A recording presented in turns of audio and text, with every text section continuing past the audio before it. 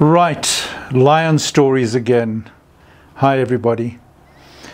I think because I almost got killed and eaten by lions when I was quite young, the impression that made on me has left a bit of a mark.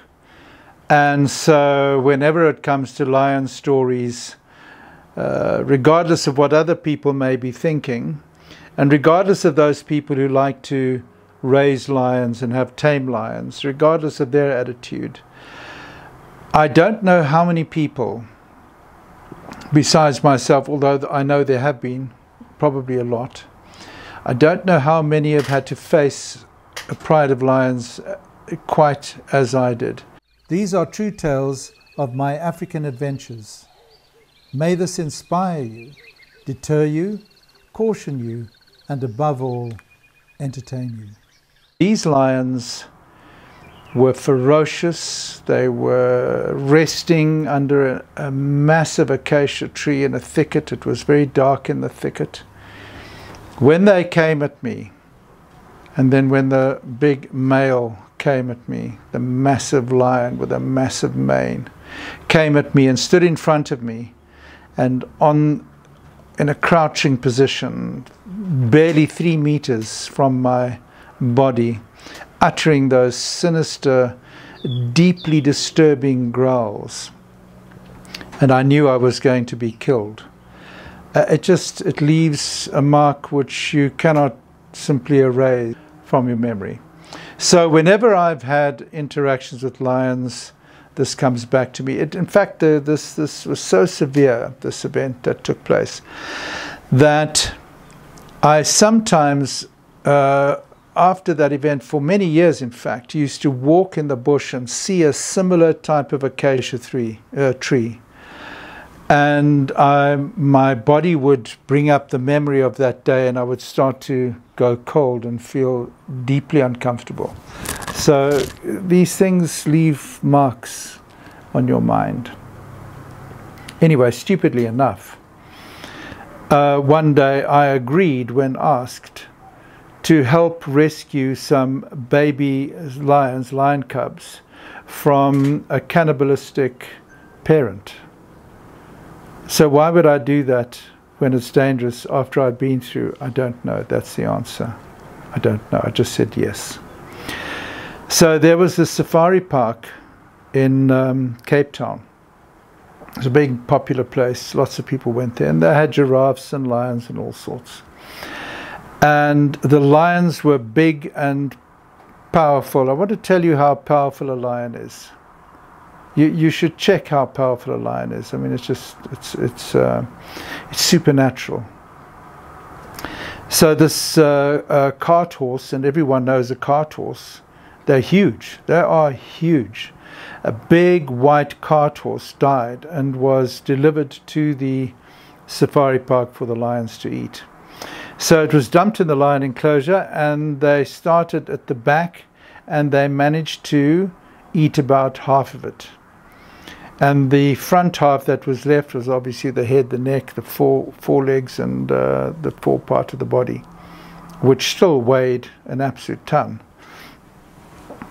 And the lions were now full, and they left this carcass lying in the middle of the road in view of all the visitors.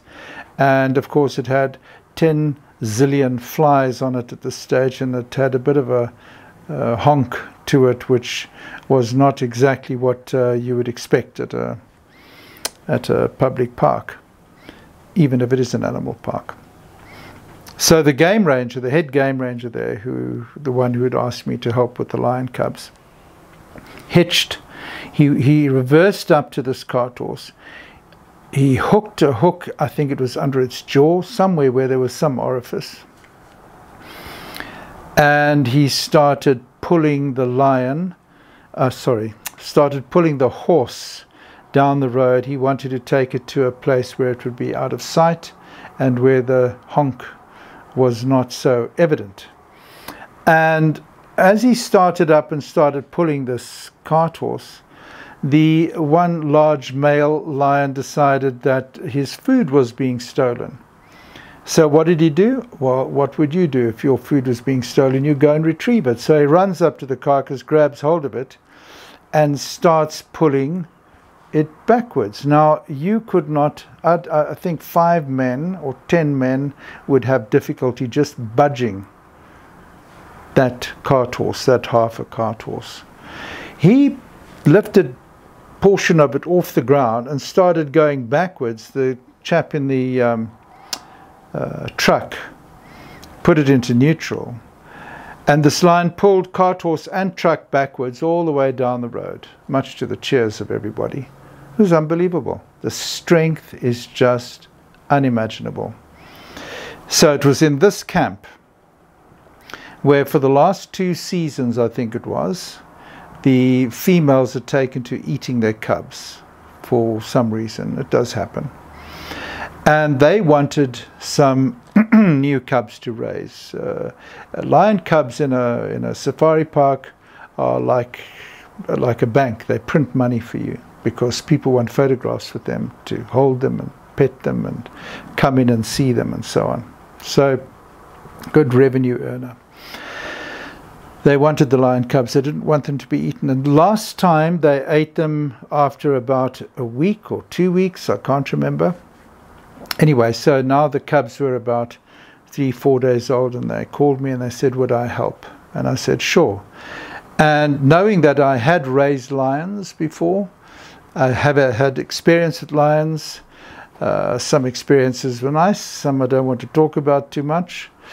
They thought I could be of proper assistance. So I said, right, I'll meet you there and let's do it.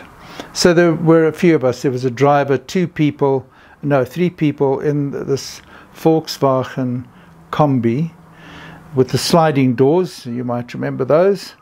And so the idea was, and it was partly my plan, is that we'd go to this bit of a thicket where there was an opening under the trees where the females, 2 or 3 or 4 females were lying, the lionesses were lying.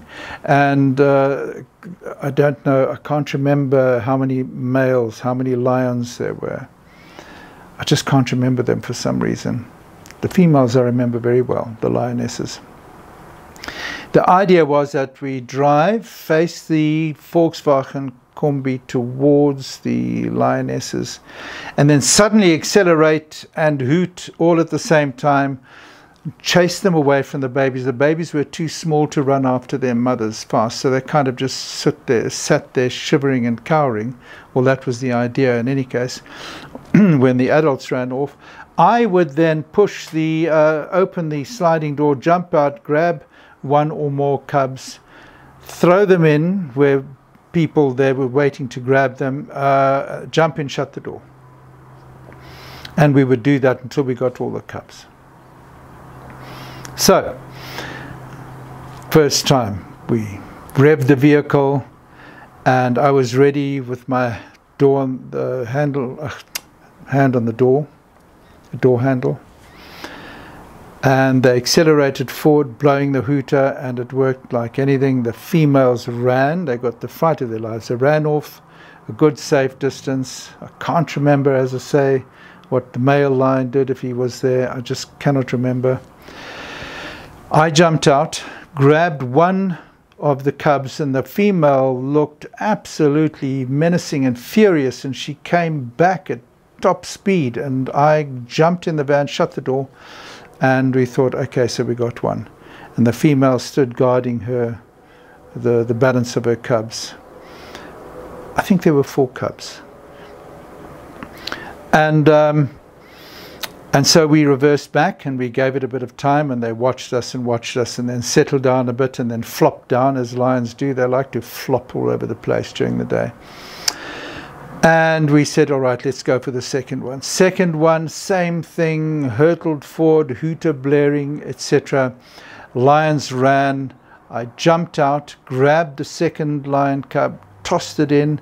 Female looked absolutely furious again, came screaming back to avenge the loss of her cubs. And I was already in the vehicle, door shut. Great stuff. We thought we were getting somewhere. Only 2 to go.